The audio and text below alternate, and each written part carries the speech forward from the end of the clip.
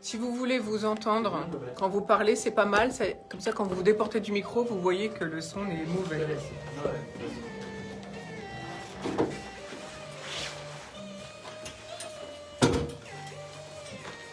Bonne émission. Merci, Christophe.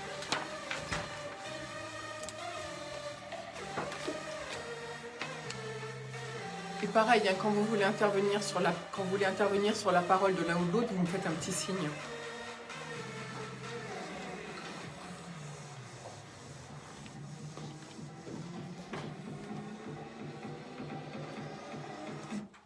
Bonjour à toutes, bonjour à tous. Je suis ravie de vous retrouver et d'entamer cette nouvelle semaine avec nous. Florence Sueur, donc au micro. Bienvenue au bar de l'économie en FM, bien sûr, avec IDFM Radio Anguin, en vidéo live aussi sur Facebook et puis sur YouTube. Vous pourrez nous retrouver dès cet après-midi. Et bien sûr, notre plateforme bardeléconomie.fr. Alors aujourd'hui, eh bien, nous allons parler de la stratégie vaccinale. Nous allons parler entreprise également avec deux entrepreneurs, car j'ai la chance d'avoir avec moi à mes côtés David Corsiero. Bonjour. Bonjour, bonne année à tous, bonne année aux auditeurs. Merci beaucoup et bonne année à vous aussi, parce qu'il y a beaucoup de travail quand on est député. Vous êtes député en Val d'Oise. Ensemble, nous parlerons de la stratégie vaccinale, de la jeunesse et du bien-être animal, entre autres. À vos côtés, Guillaume Lefloc, bonjour. Bonjour Florence. Vous êtes conseiller municipal délégué au commerce et à l'entrepreneuriat à Épinay-sur-Seine. Vous êtes membre du réseau Entreprendre 93 et vous présidez MC2L Group qui exerce dans le domaine du sport, du loisir et de la restauration, le trio qui va mal justement.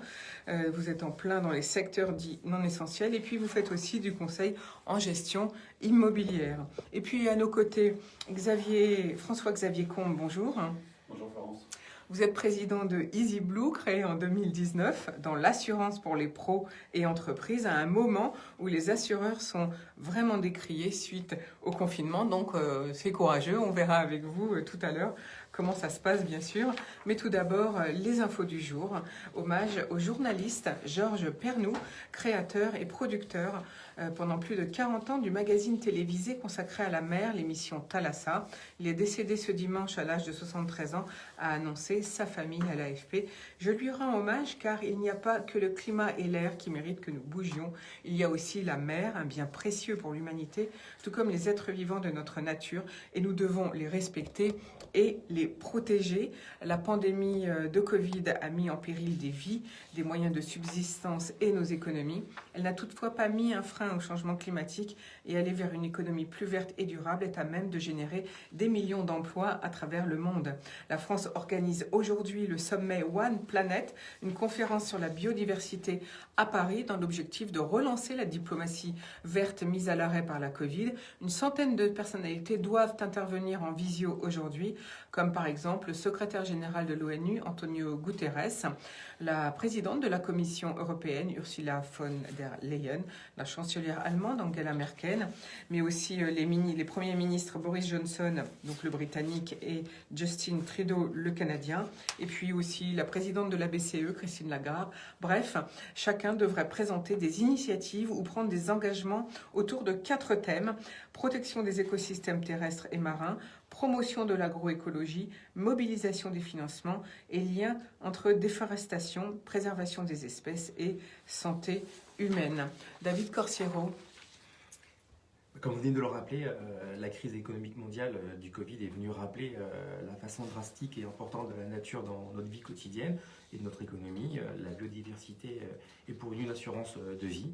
Donc c'est pour ça que ça se tient aujourd'hui. Après, je pense que vous avez rappelé les 4 grandes thématiques. On attend de voir ce qui va en sortir. Effectivement, on attend des mesures ou des prises de décision concrètes.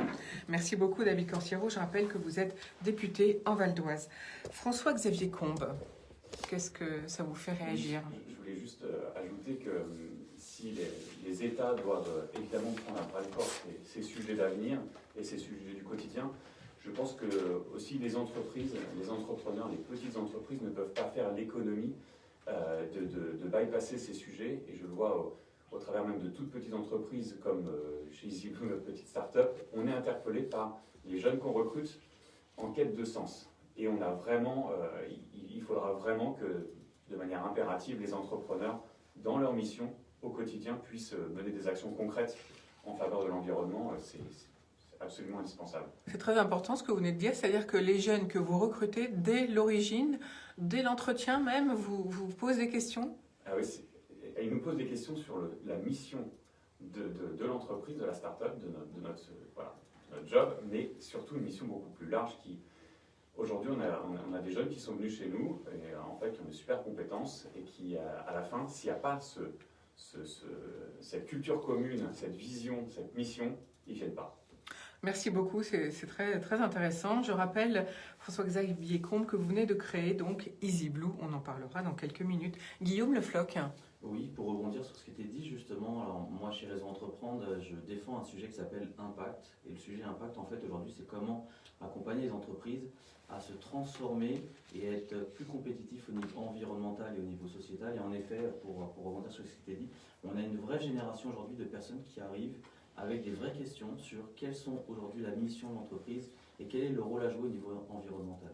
Question donc qui n'était jamais posée lors d'un entretien auparavant en fait. Merci beaucoup Guillaume Le Floch. Je rappelle que vous êtes conseiller municipal à Épinay-sur-Seine, membre du réseau Entreprendre et que vous présidez une société qui s'appelle MC2L. Là aussi on en parlera tout à l'heure. Autre info du jour, c'est le Cher, l'Allier, la Côte d'Or, le Haut-Rhin, le Bas-Rhin, le Vaucluse, les Alpes de Haute-Provence et les Bouches-du-Rhône, qui ont décidé d'avancer leur couvre-feu à 18h. Ils rejoignent ainsi les 15 autres départements, essentiellement dans l'est de la France. Alors une mesure contestée, mais jugée nécessaire face à une épidémie qui ne faiblit pas et qui même se renforce dans certaines zones, selon Jean Castex, notre Premier ministre, samedi. Le Var et la Drôme feront de même mardi prochain. Les préfectures de Haute-Savoie et de Lyon ont en revanche maintenu leur couvre-feu à 20h comme dans d'autres départements.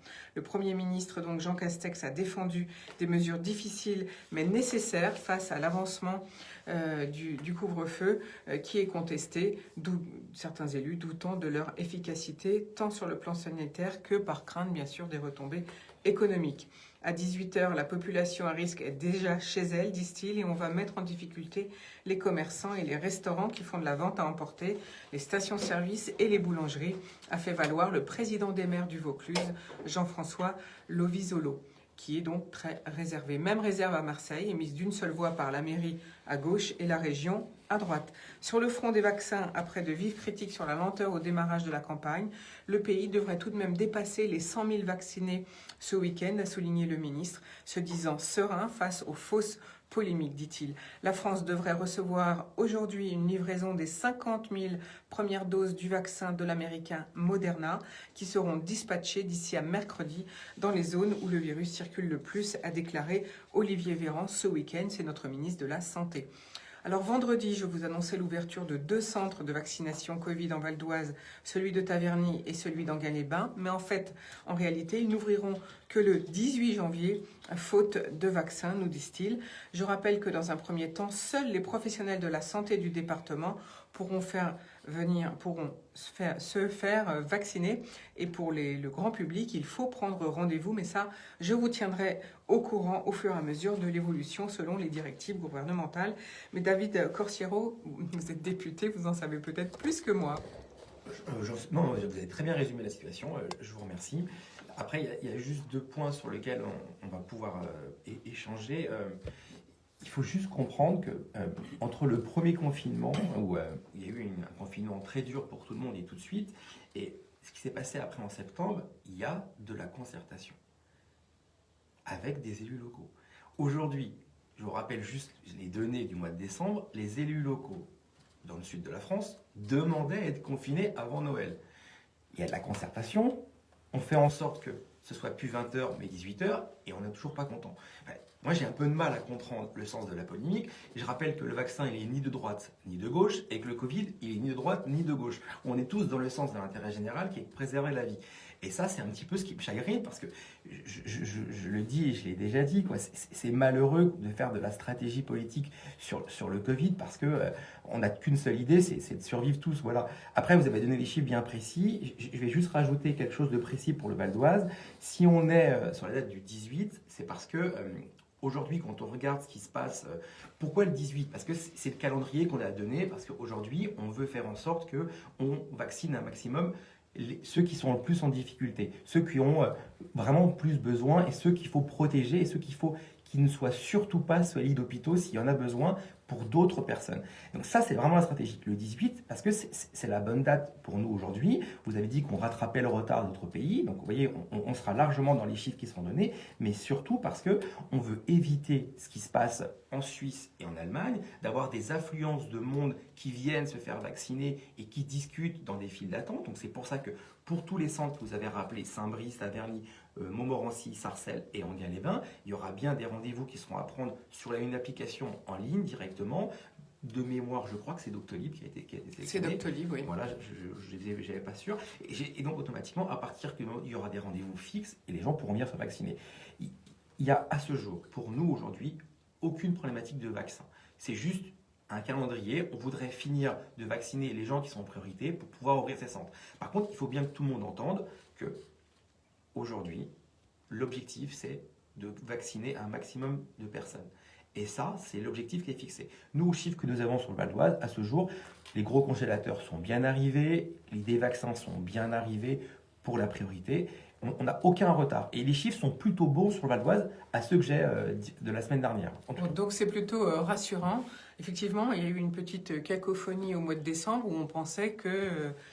c'était le gouvernement qui avait annoncé qu'on allait vacciner en masse déjà dès fin décembre, et finalement c'est reporté donc au 18. Par contre, j'ai une petite question des auditeurs. Pourquoi ouvrir des centres spécialisés alors que les médecins généralistes et les pharmacies pourraient prendre en charge la vaccination de manière beaucoup plus simple et beaucoup plus rapide, car tous les vaccins, disons que tous les vaccins n'ont pas besoin de frigo à moins 80%. Donc est-ce que dans le futur, on pourrait voir ça autrement ? Je pense que c'est effectivement le cas, parce qu'aujourd'hui, on est sur un vaccin qui demande une congélation assez forte. Et c'est pour ça que sur le Val d'Oise, on a 2 centres avec des très très gros réfrigérateurs, comme vous pourrez le dire. Par contre, oui, ce que je trouve excellent, c'est une petite phrase qu'on m'a dite hier. On m'a dit: les Français ne souhaitent pas obéir, nous sommes de nature à avoir besoin d'adhérer. Et je pense que c'est exactement le cas. En fin de compte, il y a des premières consignes qui sont données, on a du mal à les comprendre, on a besoin d'avoir du temps pour pouvoir se dire bon, on va le faire comme ça. Je ne sais pas si on est 4 personnes autour de la table, 5 avec le technicien qui est en face de nous.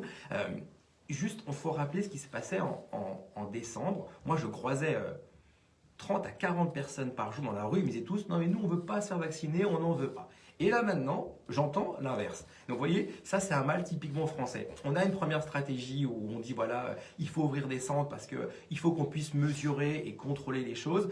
Et une fois qu'on a le deuxième vaccin qui aura la possibilité d'être congelé dans des congélateurs classiques, je pense que ça va se faire, mais étape par étape. Et ça c'est bon. C'est compréhensible parce que je pense qu'il y a cette crainte et puis les polémiques enflent la peur. Et voilà, ça c'est ce que je trouve le plus regrettable en tout cas.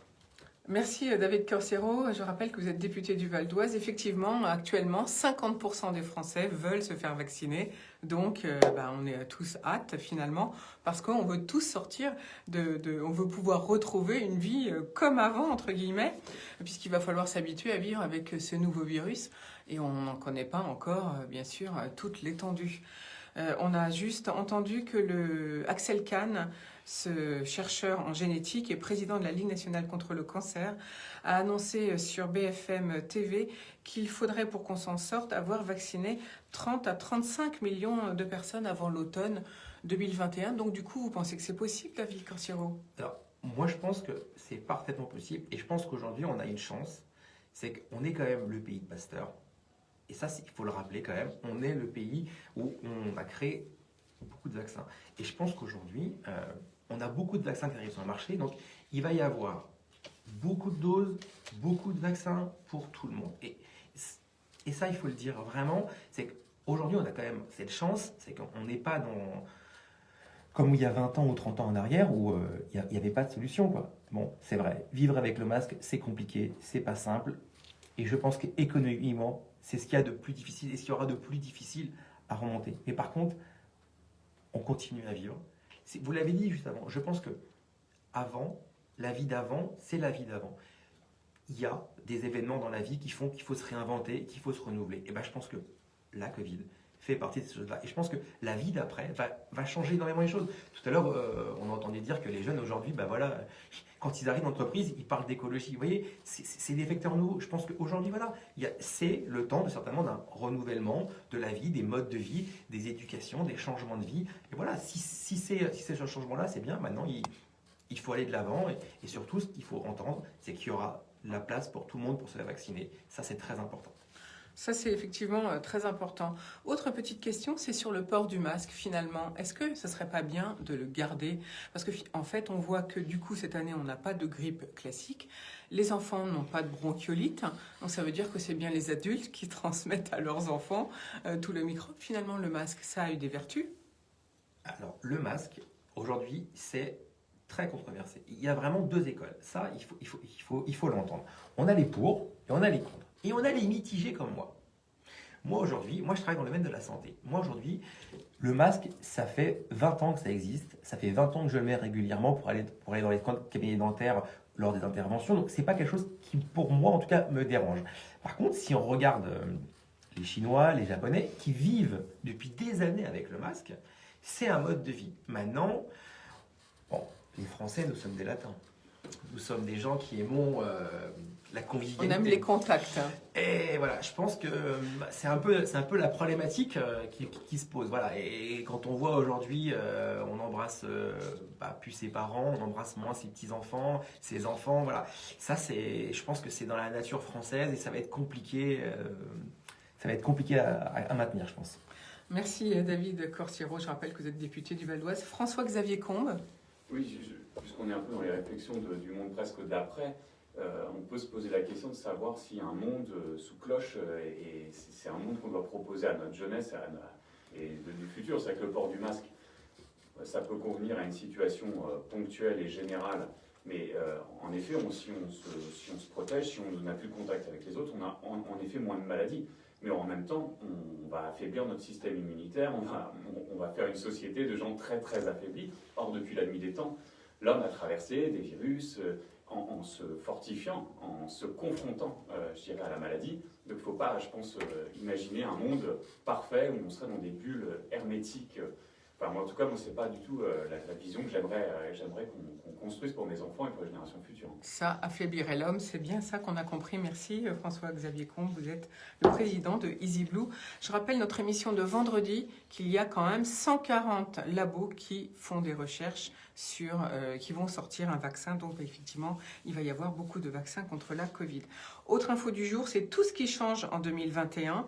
Alors, poursuite de la suppression progressive de la taxe d'habitation, les 20% des ménages qui demeurent redevables de la taxe bénéficieront d'une baisse progressive sur leur résidence principale jusqu'à sa suppression définitive en 2023. Afin de soutenir la rénovation énergétique des logements, le dispositif MaPrimeRénov' devient accessible à tous les propriétaires depuis donc le 1er janvier. Donc désormais, les copropriétés et les propriétaires bailleurs peuvent y avoir droit en ciblant bien sûr davantage les passoires thermiques. Et pour tout ça, il faut aller sur économie.gouv et vous slashez donc particulier / prime rénovation énergétique. Autre changement pour 2021, reconduction du bonus écologique, le barème des aides offerts aux ménages lors d'un achat de véhicules électriques est maintenu et il peut aller jusqu'à 7 000 €. Au niveau de la création d'un crédit d'impôt, pour l'installation d'une borne de recharge pour véhicules électriques, que vous soyez propriétaire, locataire ou occupant à titre gratuit de votre résidence principale, vous pouvez, à compter donc de cette année, bénéficier d'un crédit d'impôt de 75% du montant des dépenses consacrées à l'installation d'une borne de recharge pour véhicules électriques dans la limite de 300 € par système. Autre changement, simplification des modalités de versement des aides au logement si elles sont calculées et versées en temps réel. Concrètement, cela signifie que le bénéfice de ces aides est évalué sur la base de vos ressources actuelles et non plus sur vos revenus N-2, ce qui est intéressant en particulier pour les femmes seules et en retraite, c'était les plus désavantagés. Autre info, c'est le SMIC qui est bien sûr revalorisé de 0,99% pour atteindre 10,25 € par heure au lieu de 10,15, soit 1554,58 € par mois sur la base de la durée légale du travail de 35 heures hebdomadaires. Amélioration légère du niveau de vie des étudiants boursiers avec la baisse du coût du ticket de restauration universitaire Crous. Il passe à 1 euro au lieu de 3,30 €. Donc pour eux, c'est quand même une super nouvelle. Hausse du prix du timbre, malheureusement, passant à 1,08 centimes. Ça, c'est pour le timbre vert. Le timbre rouge, lui, augmente de 12 centimes. Il passe à 1,16. Il passe, à 1,28 au lieu de 1,16. Et puis, augmentation du prix du tabac sur les cigarettes, les cigarillos, les cigares, bref, le tabac à rouler. Voilà, ce sont les cigarettiers qui fixent le prix de vente du paquet, répercutant ou non la hausse des taxes prélevées par l'État. Donc, vous verrez si vos cigarettes habituelles augmentent ou pas. David Corsiero, vous voulez compléter mes infos de l'année? Alors, merci parce que tout est juste et très correct. Il manque juste un nouveau dispositif qui est mis en place concernant les pensions alimentaires impayées. Lorsque vous êtes que vous avez divorcé et que votre conjoint ne paye pas la pension alimentaire, aujourd'hui vous pouvez recourir auprès de la CAF qui, elle, se charge d'aller récupérer l'argent et qui vous alloue directement le montant directement. Donc c'est très simple, il suffit d'aller sur le site de la CAF et de remplir un formulaire, de déclarer le nom du conjoint qui ne paye pas. Et la CAF surtout va chercher la créance et vous fait l'avance à vous en tout cas. Ça, c'est très important, effectivement. Merci de nous l'avoir rappelé. C'est tout nouveau depuis ce mois-ci. Alors maintenant, une petite info intéressante, c'est la société Clip.bike à New York qui vient d'inventer une pince qui se transforme votre vélo en vélo électrique.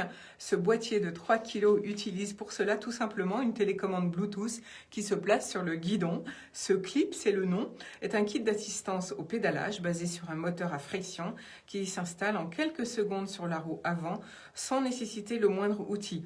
Ces concepteurs disent s'être inspirés de notre bon vieux vélo Solex pour le principe d'une transmission directe qui entraîne la roue avant. Les deux extrémités du clip se fixent sur les tubes de la fourche, de sorte que le moteur électrique, un galet de 450 watts, vienne au contact du pneu. Deux batteries sont logées dans les bras du boîtier, totalisant 144 Wh et peuvent assurer jusqu'à 25 km d'assistance. Le bouton Bluetooth, donc je vous l'ai dit, se place sur le guidon. On peut donc détacher le clip et le recharger chez soi ou au travail en 40 minutes. On peut aussi en avoir qu'un et se le passer d'un vélo à l'autre. Il s'adapte sur tous les vélos de ville et VTC munis de roues de 26 à 28 pouces pour un prix de 399 $, c'est-à-dire 324 €. Alors, il n'est pas distribué en France puisque c'est une start-up. Elle est en train de se lancer au niveau industriel. Par contre, on peut le précommander. Vous allez tout simplement sur le site clip.bike.com car ils sont en plein développement industriel et donc c'est une affaire à suivre. Autre info du jour, c'est notre dernière info d'ailleurs. En 2019, 87 millions ont été récoltés grâce au Téléthon, dont 40% provient de la collecte directe sur le terrain. C'est important de le dire parce que vos dons sont importants, d'autant que le Téléthon a permis il y a 30 ans de financer le Génothon, ce laboratoire de pointe. Depuis 90, ce laboratoire a permis de faire avancer la recherche en thérapie génique et le premier traitement pour lutter contre l'amyotrophie spinale, une maladie neuromusculaire qui condamne les bébés à mort bien sûr précoce, vient de démarrer. Par ailleurs, le laboratoire a reçu le feu vert de l'Agence du médicament pour commencer un essai thérapeutique génique dans la myopathie de Duchenne, cette maladie emblématique du Téléthon, dégénérative des muscles qui touche tout de même un jeune garçon, essentiellement, sur 3500, donc plus les garçons que les filles. Il s'agit d'un traitement qui permet de réparer le gène et qui produit une protéine essentielle pour les muscles, la dystrophine. L'essai clinique sera lancé dans les mois qui viennent aux États-Unis, en Grande-Bretagne et en France, où une centaine de jeunes garçons âgés de 5 à 9 ans seront traités et suivis pendant plusieurs années. Voilà, c'était nos infos du jour. On va tout de suite terminer ces infos par la chronique économique de notre expert, Christophe Rivet. Et cette fois, c'est pour toutes les entreprises, bien sûr, puisque c'est sur la dématérialisation des factures. Eh bien, bonjour Florence, bonjour à tous, et tout d'abord meilleurs vœux pour cette année qui commence, qui on espère sera meilleure que celle de l'année précédente. Aujourd'hui, nous allons parler de la dématérialisation et de l'archivage des factures sous un angle fiscal et comptable. Alors, en introduction, il faut rappeler qu'aujourd'hui, toutes les entreprises, quelle que soit leur taille, sont tenues de transmettre à leurs clients publics des factures dématérialisées par le portail internet Cosmo. Eh bien, les entreprises auront l'obligation d'émettre des factures par voie électronique à partir de 2023 à toutes les entreprises en général. La facture papier est donc vouée à disparaître. et les choses s'accélèrent. Dans un rapport récemment publié, la Direction générale des impôts propose des solutions techniques, juridiques les plus adaptées. Par ailleurs, le projet de loi des finances pour 2021 habilite le gouvernement à prendre, par voie d'ordonnance, toutes les mesures nécessaires à la mise en œuvre de cette réforme. Alors, deux orientations semblent se dessiner. D'abord, les entreprises passeraient par une plateforme intermédiaire qui expédierait des informations aux clients et adresserait une copie à l'administration. Par ailleurs, une transmission d'informations complémentaires à destination de l'administration en complément de la facture elle-même, comme par exemple les données de paiement, les données de transaction vers les clients et les données sur les ventes non domestiques comme les exportations. Que dit la loi sur la facture électronique? Les entreprises ont la possibilité de transmettre, c'est-à-dire émettre et recevoir, sous réserve de l'acceptation par les deux parties de ce procédé, donc les factures par voie électronique. Alors pour assurer l'authenticité, l'intégrité, la lisibilité de la facture telle qu'elle est prévue à l'article 189 du Code des impôts, trois possibilités. Soit en recours à une procédure de signature électronique fondée sur un certificat qualifié et qui ne peut être attribué qu'à une personne physique, soit on utilise un message structuré, ce qu'on appelle l'EDI, sur une norme convenue entre les parties et qui permet une lecture par ordinateur et qui peut être traitée automatiquement. Troisième possibilité, sous forme électronique, y compris un PDF, dès lors que des contrôles documentés sont mis en place par l'entreprise et permettent d'établir ce qu'on appelle une piste identifiable entre la facture émise ou reçue et la livraison des biens, prestation de services. La documentation de cette piste identifiable peut être consommée pendant 6 ans après de la facture la plus ancienne. Notez que les factures électroniques tiennent lieu de factures d'origine, selon l'article 289 du Code des impôts. Pour qu'une facture soit considérée comme étant électronique, l'intégralité du processus de facturation doit être électronique. Une facture conçue sur support papier, puis numérisée, envoyée et reçue par courrier électronique, n'est pas considérée comme une facture électronique, mais comme une facture papier. Le processus EDI ainsi que la piste d'identifiable peuvent être sujets à des contrôles de la part de l'administration et éventuellement remise en cause de la déduction de la TVA. Une fois parlé de la facturation, parlons un petit peu de l'archivage. Alors, les entreprises sont autorisées à conserver au format électronique les pièces justificatives, essentiellement les factures, établies ou reçues au format papier. Ces documents peuvent être conservés pendant un délai de 6 ans à compter de la date de la dernière opération. Sans rentrer dans les détails, les modalités d'archivage électronique sont précisées par l'article A102B2 du livre des procédures fiscales qui est également valable pour les documents. Des opérations d'archivage numérique des factures, là aussi, doivent faire l'objet de contrôles internes, de documentation très précise permettant d'assurer la disponibilité, la lisibilité, l'intégralité des factures ainsi numérisées et ce pendant toute la durée de conservation qui est de 6 ans. Cette documentation doit évidemment, elle aussi, être conservée. Chaque document numérisé doit être conservé sous format PDF et être assorti alors, soit d'un cachet serveur fondé sur un certificat avec un référentiel une étoile, soit d'une empreinte numérique, soit d'une signature électronique ou de tout autre dispositif sécurisé équivalent fondé sur un certificat délivré par une autorité de certification figurant sur le poste de confiance. Chaque fichier est horodaté avec une source de redotage interne. Alors, quelle est la valeur juridique de ces pièces?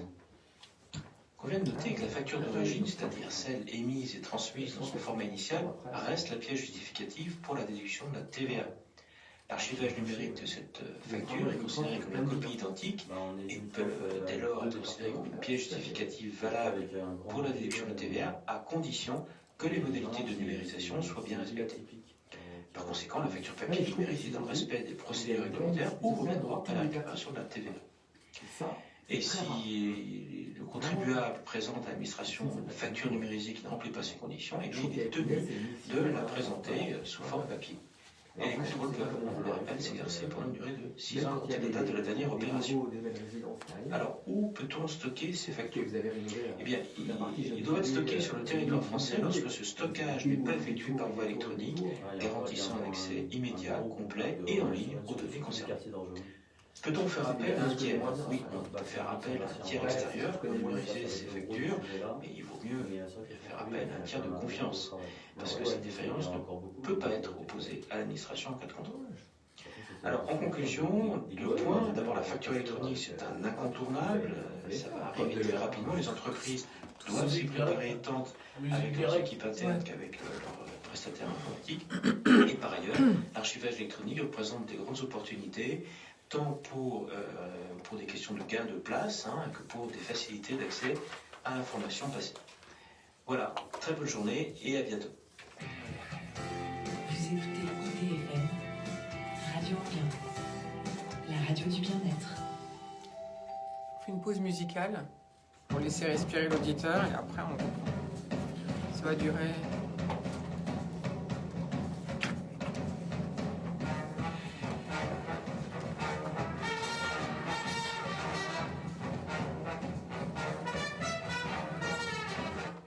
Ça fait combien de temps qu'elle existe aujourd'hui, la radio ici? Ça fait 36 ans. 36 ans maintenant. C'est une association, on est tous des animateurs bénévoles. D'accord. Et moi, je fais cette émission depuis 4 ans. D'accord. Mais qui est devenu une institution maintenant. Qui devient Tout le monde une y passe. institution, ouais. Bah, Tout c'est le monde vrai. y passe. C'est vrai. Bah, ils passent, tous ceux qui veulent. Non, non. Tout le monde y passe. Moi, je discutais la dernière fois dans l'hémicycle avec Roselyne Bachelot. Elle me disait, mais moi, qui connais bien la ville, elle me disait, moi, des fois, j'écoute Radio Anguin. Elle me dit, bon, quand je suis dans la voiture, je demande des fois le bar de l'économie, voilà, de temps en temps. Il faudrait que je la fasse venir, mais oui. ouais. Mais j'ai pas son téléphone. Il faudrait que je Bon. fasse un petit mail à l'Assemblée. On va vous trouver ça. On a un ami commun qui peut me donner. Ouais, c'est ce qu'elle disait. Moi, je trouve que c'est bien d'avoir des radios locales. Il n'y en a quasiment plus. Non, bah, de toute façon, finalement, le CSA n'a pas tellement envie de développer les radios locales associatives. Pourtant, elles ont beaucoup de... En 2019, je me souviens, en France, cette année, je n'ai pas regardé les chiffres, mais en 2019, les radios locales avaient pris plus 16%. Parce que, de toute façon, moi, je vois bien ce que disent mes invités. Ils sont contents. Mais, là, vendredi... Oui, c'est vendredi. Un de mes invités est venu spécialement de Mulhouse. C'est dingue, moi je trouve, c'est bien. Mais quelquefois, j'en ai même qui viennent de Marseille, de Bordeaux, de Montpellier. C'est drôle. C'est pour le technicien. Il y a Nice. C'est Nice. J'ai pas eu beaucoup d'invités de la région de Nice. Il doit être moins.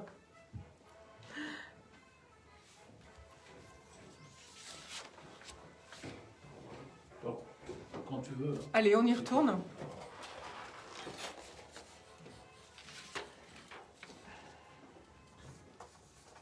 C'était un hommage à Claude Bolling au bar de l'économie, toujours bien sûr sur IDFM et en vidéo live sur Facebook et puis sur YouTube. Alors aujourd'hui, je suis en compagnie de Guillaume Lefloc, conseiller municipal délégué au commerce et à l'entrepreneuriat à Épinay-sur-Seine, qui est membre du réseau Entreprendre 93 et qui préside MC2L Group. François-Xavier Combe aussi est à nos côtés, président de Easy Blue, et David Corsiero, le député du Val d'Oise. Alors David Corsiero, on a parlé ensemble de la stratégie vaccinale et puis d'autres infos de l'année que vous avez données de ce qui changeait cette année. Parlons un petit peu peut-être de 3 sujets, si vous voulez bien, la loi SRU, le problème d'Amazon et le bien-être amical, et puis le plan jeunesse, 4e sujet pour le Val d'Oise. On commence par ce que vous voulez. SRU, la loi SRU peut-être ? Alors, effectivement, lors de l'invitation, vous m'avez parlé de la loi SRU et de l'appel des 21 maires. On va juste rappeler à nos auditeurs, la loi SRU, c'est une loi qui date de 2000. Elle a pour objectif de demander aux villes un pourcentage de logement social. Il faut savoir que le logement social, ça peut être très bien un jeune avec un premier emploi ou une femme seule avec des enfants. Je vous donne ces exemples-là pour que les auditeurs puissent se rendre compte que quand on parle de logement social, c'est tout type d'habitants. Il y a tout type de personnes qui peuvent y habiter. Alors, j'ai regardé un petit peu, j'ai demandé à mon équipe de regarder si on avait reçu des mails ou si on avait reçu quelque chose. Moi, j'ai bien lu l'article, mais je vais vous le dire en toute honnêteté, je vois les maires à peu près une fois par mois, aucun ne m'ont parlé de ce problème-là. Donc, bon, je sais pas. Est-ce que à ce moment-là, ils ont perdu mon numéro de téléphone? Je sais pas. Tout ce que je peux vous dire, c'est qu'aujourd'hui, sur l'ensemble, depuis 4 mois que je suis élu, aucun ne m'a parlé de ce dispositif-là. Donc, pour moi, c'est compliqué de défendre quelque chose ou d'aller modifier quelque chose ou d'essayer de faire quelque chose quand les maires qui sont sur ma circonscription, excusez-moi, ne m'ont pas interpellé. Donc vous voulez dire que dans votre circonscription, il n'y a pas de problème de logement, a priori? Pourtant, ce sont bien des signataires de cet appel. Mais en tout cas, ils ont bien signé l'appel, mais en tout cas, pour ma part, ils n'ont pas fait un courrier officiel ou demande de rendez-vous. Et comme vous le savez, Madame Sueur, je l'ai déjà dit et je le redis ici, le bureau de ma permanence est toujours ouvert. Mon numéro de téléphone n'a pas changé entre mon élection et aujourd'hui. Et si aujourd'hui n'importe quelle personne qui habite la circonscription ou du Val d'Oise souhaite un rendez-vous, mon bureau est toujours ouvert et les maires le connaissent et le savent. Alors je confirme, puisque je vous ai appelé il y a peu de temps pour que vous puissiez venir aujourd'hui, et vous avez répondu tout de suite. Merci beaucoup en tout cas d'être là avec nous ce matin. Alors autre sujet et autre critique qu'on entend sur Amazon à propos d'Amazon, un grand des GAFA. Pourtant Amazon, heureusement qu'ils existent pour les petites entreprises parce que beaucoup vendent au travers d'Amazon. Vous avez rencontré son directeur général, alors quel bilan? Alors effectivement, le 9 décembre dernier, j'ai participé à l'audition parce que je fais partie de la commission affaires économiques. Avant tout, je veux rappeler que moi, je ne suis pas un consommateur d'Internet. C'est-à-dire que je préfère l'échange humain que me connecter sur un site et aller acheter. Mais c'est ma vision des choses, c'est ma manière de faire. Alors, il y avait plusieurs points sur cette question, parce que pour moi, aujourd'hui, Amazon, effectivement, grâce à cause à la crise, ou grâce, enfin, ça dépend de quel côté, a permis de mettre en sorte que de petites entreprises vendent. Ça, c'est un fait, et on peut pas le reprocher. Par contre, notre interpellation, c'était sur le fait où, sur le site, il n'y a pas forcément de Made in France. Bon, c'était un regret. Il a quand même apporté des questions. Aujourd'hui, il y a 110 000 PME françaises qui travaillent sur ce site et qui font un chiffre d'affaires de 359 millions. Donc, on ne peut pas dire qu'Amazon ne fait pas de chiffre d'affaires en France, en tout cas sur la partie française. Après, voilà, sur la vision économique, effectivement, quand on prend l'exemple d'Amazon, pour ma part, je ne suis pas consommateur. Et je veux rappeler aux gens qu'aujourd'hui, c'était un dicton de ma grand-mère, avec son argent, on consomme où on veut. Et ça, je pense que les gens, ils ont aussi leur part de responsabilité. Parce qu'aujourd'hui, il y a plein de petites entreprises en local qui font plein de choses. Après, effectivement, en France, on a un vrai retard. Et je l'ai déjà dit à votre antenne, les entreprises, les petites PME ne sont pas digitalisées. Et ça, c'est un vrai problème. C'est pour ça qu'il y a un dispositif qui existe pour leur permettre de se digitaliser directement dans le cadre du plan de relance. Et je le redis, si aujourd'hui, vous avez un site internet, vous augmentez de 20 à 30% votre passage en boutique. C'est les chiffres qui sont donnés par plusieurs instituts de sondage. Voilà. Après Amazon, je pense que chacun aura son idée. Je pense que je vais donner ma parole à votre invité parce que je pense que lui, il a aussi son idée sur Amazon. Eh bien, on va tout de suite leur poser la question à nos deux autres invités. François-Xavier Combe, alors est-ce que vous consommez via les plateformes ? Oui, pour une raison simple, c'est que moi j'habite au fin fond des Yvelines, dans la campagne, et que parfois par nécessité, je commande sur Amazon pour des achats d'urgence, comme beaucoup de Français à qui ça rend de grands services. Néanmoins, je suis assez d'accord sur le fait que le consommateur, maintenant, doit être éclairé et a toujours le choix. Néanmoins, sur l'histoire du Made in France, en réalité, on ne peut pas vraiment se reprocher à Amazon qu'il n'y ait pas de Made in France. En fait, c'est un problème plus global et plus national, et je pense que c'est une prise de conscience et de nos élus et des citoyens de se dire comment on fait revenir le Made in France, comment on aide des entreprises à fabriquer en France. Ensuite, Amazon, c'est juste une plateforme de vente. Et demain, évidemment, on ne pourra pas nager à contre-courant. Le digital, c'est l'avenir. Nous, chez EasyBlue, on voit bien qu'aujourd'hui, énormément d'entrepreneurs qui se sont créés pendant les périodes de confinement arrivent chez nous pour trouver leurs assurances. Eh bien, ce sont souvent des e-commerçants. Ce sont des gens qui, heureusement, qui avaient la possibilité d'aller sur le digital, parce que sinon, ils n'existeraient pas. Et on voit bien que nous aussi, qui apportons du service digital sur la partie assurance, tous nos experts, nos conseillers humains qui sont à disposition de nos clients, qui sont joignables directement, sont à Paris, sont en France. Et là aussi, je crois fermement qu'on peut développer du service en France. Mais il n'y a pas de contradiction. Au contraire, je pense qu'il faut vraiment prendre le digital à bras-le-corps. Vraiment, c'est l'avenir. On doit être leader. Je crois que c'était le président Macron qui a appelé de ses voeux qu'il y ait 25 licornes en Europe d'ici 2025. Pour y arriver, il faut se mettre tous ensemble et finalement essayer de comprendre la mécanique. Parce qu'avoir une posture juste de dire Amazon ou les GAFAM sont les ennemis ou les grands méchants loups, ça ne résout absolument rien. Et ça fait surtout l'économie de se poser les bonnes questions. Merci beaucoup pour ce commentaire, François-Xavier Con. On va aussi poser la question à Guillaume Lefloc. Est-ce que vous êtes un consommateur des plateformes pour vos produits indirectement, courants? tous par y arriver. J'y évite parce que moi aussi j'ai besoin du contact et j'ai du mal à acheter sur Internet. Mais je pense qu'on vit une vraie transition. En France, on a du mal peut-être à l'accepter. On le voit aujourd'hui avec les plateformes comme Uber. Alors Amazon, oui, avec la crise, n'a fait que accélérer son développement. Quand on voit qu'il y a 30 ans, l'action Amazon ne valait que 6 ou 7 dollars et qu'elle en vaut plus de 3300 dollars aujourd'hui, il valait mieux investir il y a 30 ans sur cette start-up. Mais c'est sûr qu'aujourd'hui, les moyens de consommation ont totalement changé. Nos commerces aujourd'hui ne sont peut-être pas bien accompagnés. Il y a une vraie transition qui est à faire sur le numérique. On ne peut pas aujourd'hui reprocher à certains commerces de ne pas non plus se positionner parce qu'il y a aussi une vraie formation à faire. Le passage, on le voit dans certains domaines.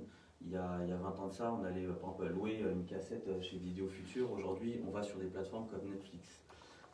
Pareil, on allait avant, moi je le vois pour ce Noël, j'ai souhaité aller faire développer des photos pour offrir des souvenirs, mais c'est quelque chose pour la plupart qu'on ne faisait plus, alors qu'il y a 15-20 ans de ça, on allait chez Kodak et on allait développer nos photos. Donc je pense qu'aujourd'hui, il faudrait peut-être qu'on réfléchisse sur du plus long terme et qu'on ait une vue sur la transition numérique clairement qui aura sur notre pays. C'est-à-dire que vous voulez plus développer des choses franco-françaises, c'est ça que vous voulez dire? Plus ou moins, mais je pense qu'il y a des choses qu'il faut qu'on anticipe. Et on se rend compte qu'il y a beaucoup de plateformes malheureusement qui viennent de l'étranger et qui ont peut-être développé des nouveaux besoins par rapport à une nouvelle clientèle aujourd'hui qui a souhaité peut-être se consommer autrement.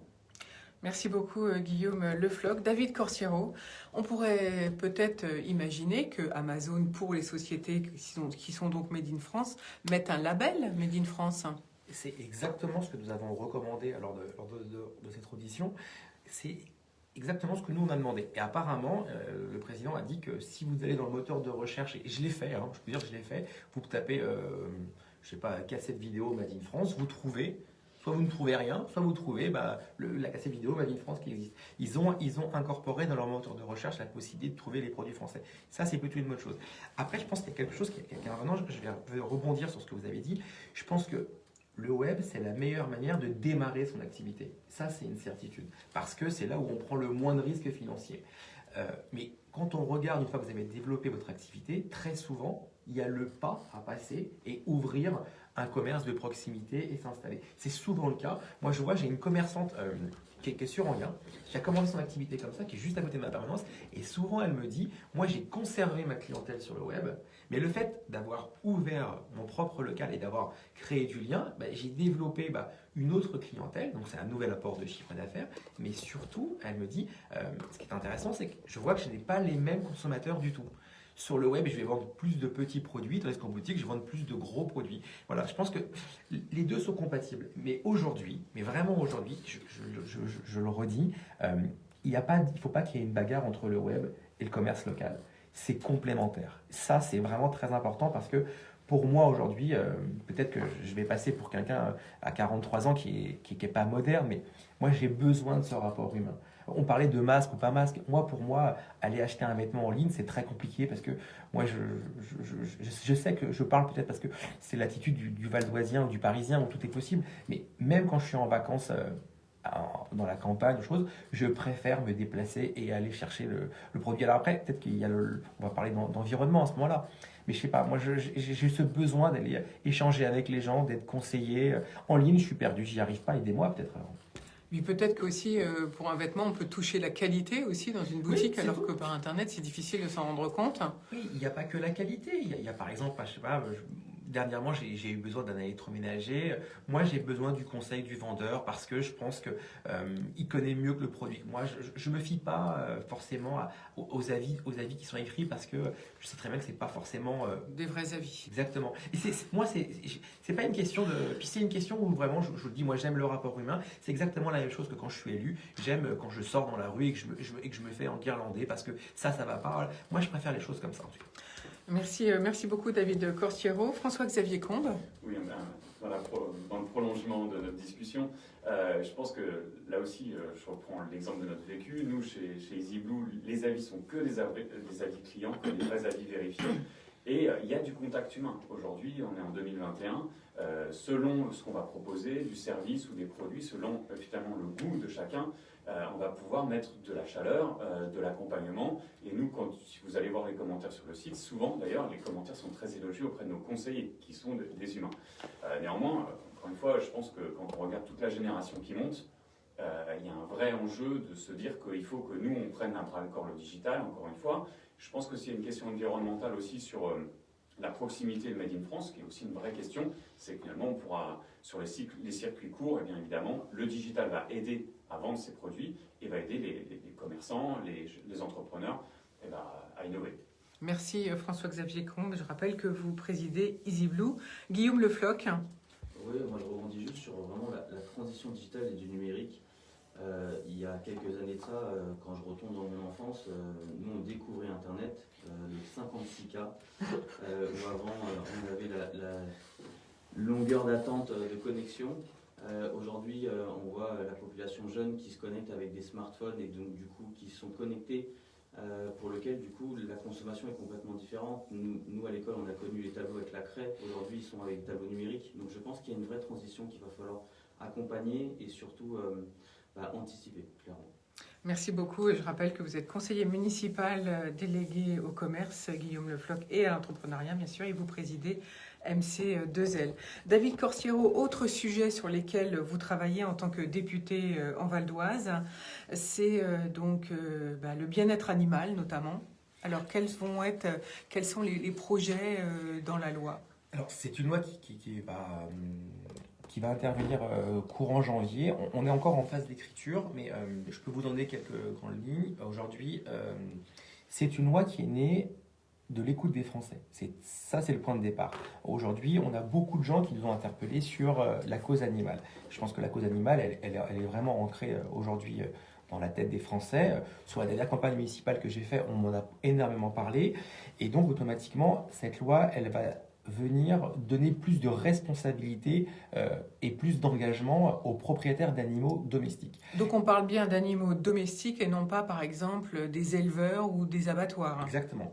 Par contre, on parle bien aussi, comme ça a été annoncé par la ministre Barbara Pompili, des animaux qui sont dans les cirques.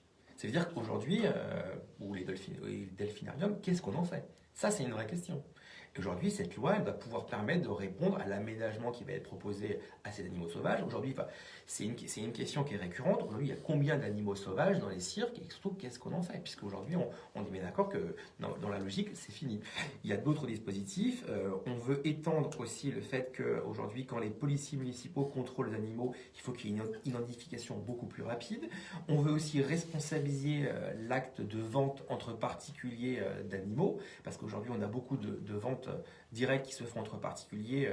Et donc là, on veut essayer de le réglementer. Et on a aussi été alerté sur la stérilisation des chats errants qui va être mis dans le dispositif. Alors, tout n'est pas encore écrit. Donc, au contraire, voilà, moi, je continue à le dire que s'il y a des gens qui veulent participer à l'élaboration de cette loi, ils peuvent nous écrire sur le site de l'Assemblée, nous faire des propositions.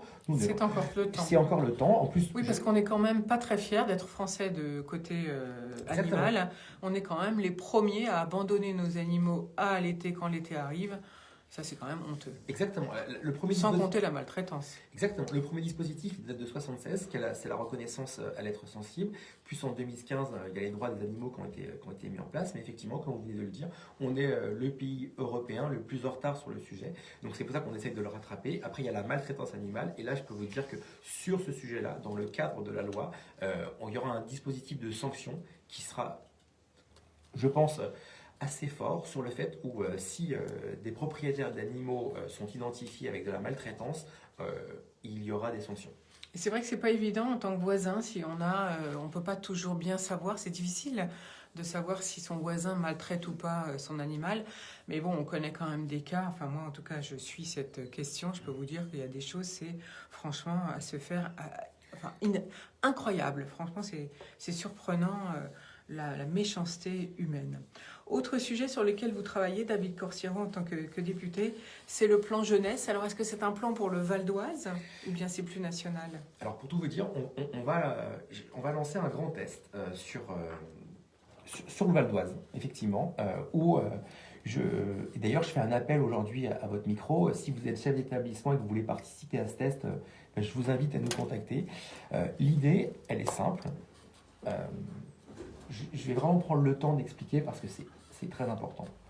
Depuis 20 ans, on entend dire que nous n'écoutons pas la jeunesse. La jeunesse, c'est l'avenir de demain. Très clairement, ils ont eux-mêmes les solutions de demain. Et donc nous, notre projet, c'est d'aller dans des lycées, 70% en général et 30% professionnels, et d'aller pendant 2 heures sur quelques thématiques, les écouter. C'est-à-dire que les écouter, c'est pas avoir un débat avec eux, hein. C'est lancer un débat et écouter. Et à la fin de ces 2 heures, de les faire voter sur les thématiques qu'ils ont choisies pour tout simplement qu'ils puissent avoir un ratio de d'accord, pas d'accord, et pour que nous, on puisse avoir ce qui en ressort ou ces grandes idées en règle générale. Ça, c'est l'idée. Et l'idée, c'est que dans les 95 établissements de France, si on part sur la France, où le test va être fait à début janvier, depuis début janvier, on va démarrer sur le Val d'Oise, que ces 95 responsables d'établissements qui vont participer, si c'est un test sur la France, à la fin, puissent avoir systématiquement le retour des autres départements, parce que ce qui nous intéresse, c'est pas d'avoir une vision exclusivement valdoise. Moi, ce qui m'intéresse, c'est d'avoir une vision sur toute la France, parce qu'effectivement, quand on est lycéen dans le Val d'Oise et quand on est lycéen dans la Creuse, on n'a pas forcément la même vision, puis on ressent pas les choses de la même manière. Et l'idée, c'est que ces 95 responsables puissent remettre un compte-rendu directement à la ministre avec des idées concrètes des jeunes. Et c'est la première fois, hein, je vous le dis, c'est vraiment la première fois où on a une équipe parlementaire qui vient dans les lycées écouter, mais vraiment écouter. Nous, on ne vient pas débattre. Hein. Écoutez, mais sur quels sont les grands sujets sur lesquels vous voulez les écouter? La France de demain, c'est quoi pour eux? L'environnement, qu'est-ce qui ne va pas, sur quoi on doit accélérer, par exemple? Les 10 thématiques sont vraiment en concertation avec les responsables d'établissement et le professeur qui va nous accueillir.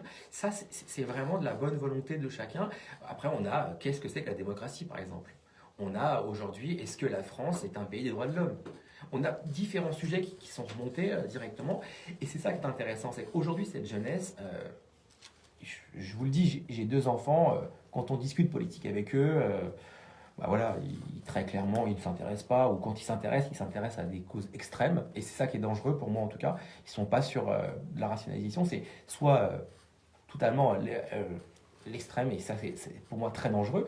Et ils me disent, de toute façon, on a beau dire ce qu'on veut, on est jeune, et automatiquement on n'a pas d'expérience, donc pour nous, on ne nous écoute pas. Et ça va exactement avec la première thématique que je vous ai annoncée quand je suis venu vous voir la dernière fois, le droit de vote à 16 ans. On y est. Est-ce qu'aujourd'hui cette jeunesse elle est assez mature ou pas? Et je vais rebondir sur ce que vous avez dit juste avant. Notre génération, nous, la génération Internet, où il fallait attendre le fameux bip pour se connecter. Et la génération des jeunes, elle a changé. Les jeunes aujourd'hui ne sont pas les jeunes qu'il y avait avant. Et donc aujourd'hui, nous, notre volonté, c'est d'aller les écouter. Et je dis bien écouter. C'est-à-dire que nous, l'objectif, c'est vraiment d'écouter la jeunesse. Voilà. Donc 10 thématiques sont retenues sur lesquelles vous allez interpeller les chefs d'établissement pour réunir les élèves des lycées. Donc on parle de jeunes qui ont entre effectivement 15 et 17 ans. C'est ça. Alors après, effectivement, ce ne sera pas tous les lycéens. Nous, pour qu'on ait quelque chose qui soit à peu près équitable, on est parti sur la sélection des délégués de classe. Et c'est là où ça devient intéressant, c'est qu'on va demander à chaque délégué de classe d'inviter la personne qu'il souhaite à venir participer. C'est-à-dire qu'on a choisi quelqu'un qui a été élu démocratiquement dans la classe, et cette personne-là, elle va inviter qui elle souhaite inviter à venir à participer à ce débat, tout en préservant la mixité, c'est-à-dire autant d'hommes que de femmes. En plus, le respect, effectivement, Exactement. du genre, j'allais dire. Exactement. Merci pour ce tour d'horizon, David Corsiero, en tant que député donc, du Val d'Oise. Vous voyez que les sujets en tant que député sont vastes. Il y a beaucoup de thèmes, beaucoup de thèmes donc à aborder.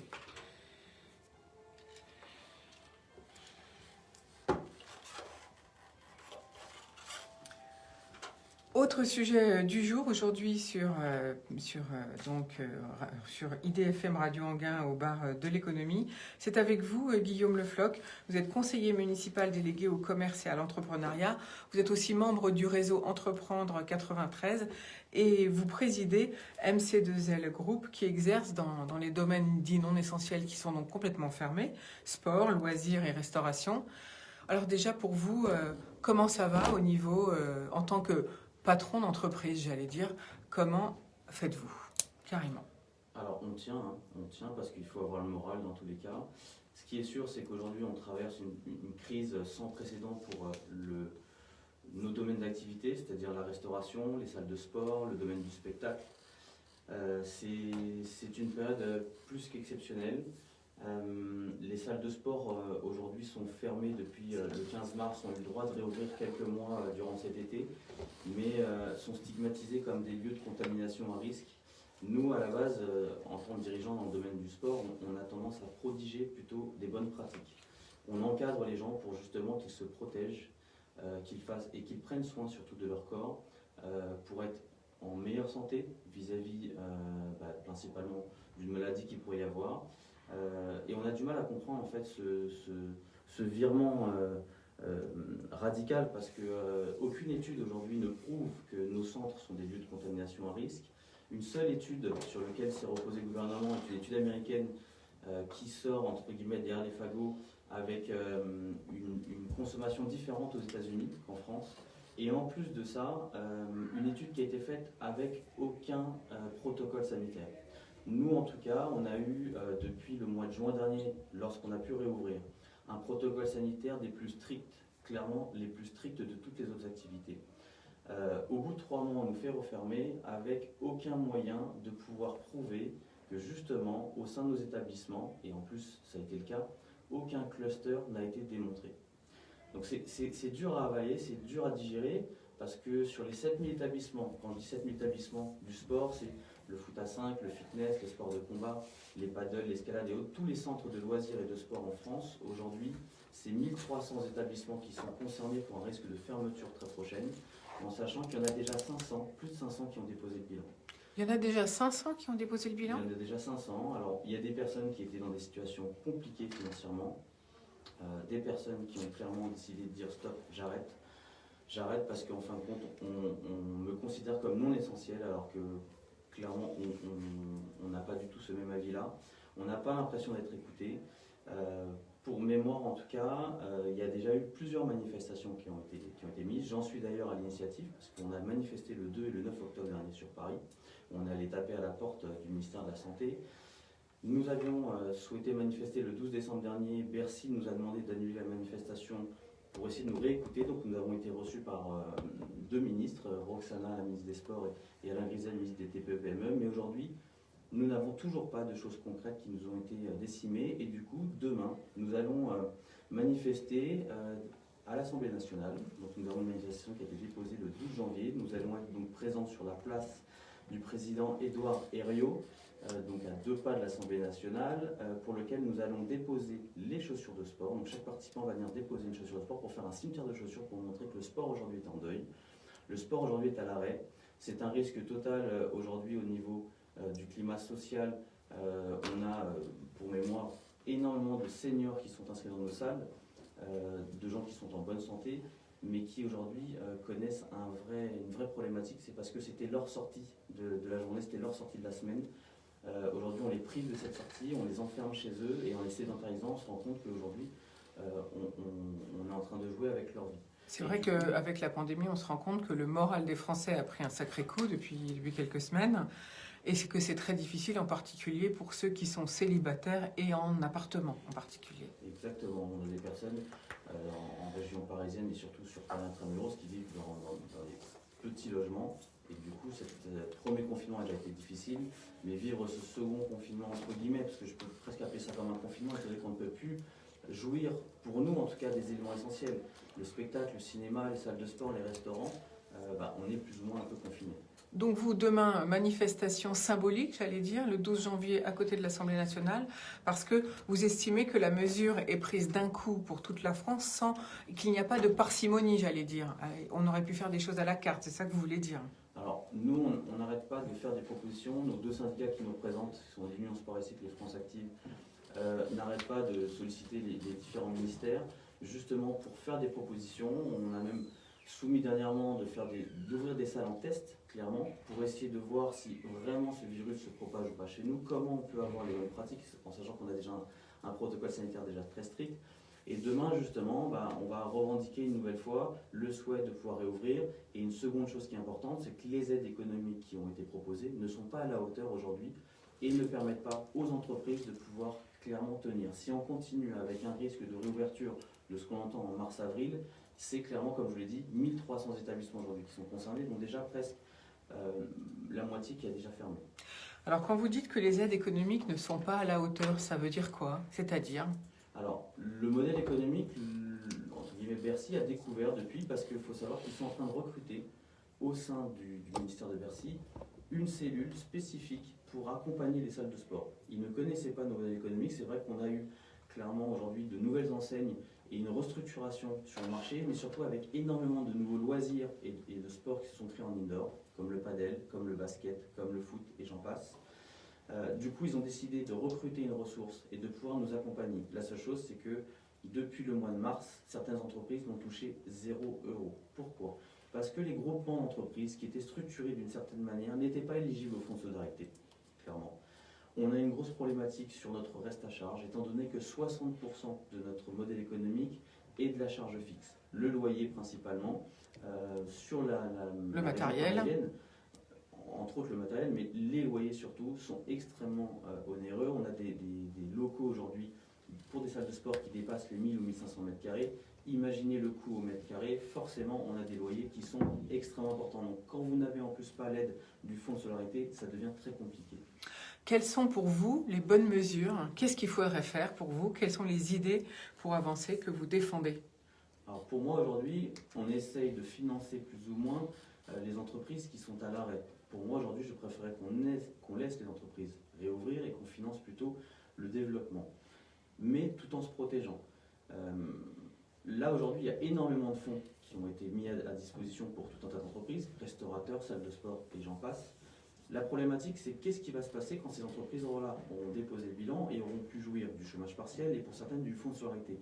Ces millions d'euros qui ont été, pour moi, gâchés, n'auront pas été investis comme il se doit. Oui, le chômage partiel, il est bien et on le revendique, on en est très content, mais il faut savoir que si nous n'avions pas eu le chômage partiel, nous aurions connu une crise dans nos domaines d'activité de licenciement massif, parce que nous n'aurions pas pu tenir. Ce qui est sûr, c'est qu'à notre sens, nous préférions plutôt agir en tant qu'entreprise responsable et pouvoir essayer d'accompagner et d'être plutôt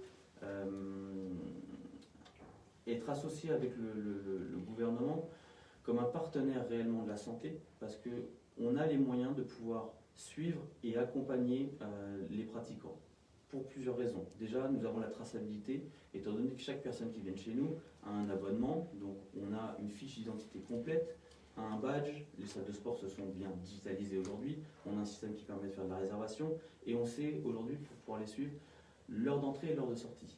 On sait qu'ils ont pu fréquenter, nous avons des espaces relativement grands, et donc aujourd'hui on a des surfaces et du moyen en personnel qui permettraient d'accompagner la pratique sportive pour pouvoir essayer de les protéger. Une chose qui est importante, c'est qu'à l'hôpital Saint-Louis, cet été dernier, le ministère, alors là-dessus ils n'ont pas forcément communiqué, a créé une salle de sport spécifique pour les malades du Covid.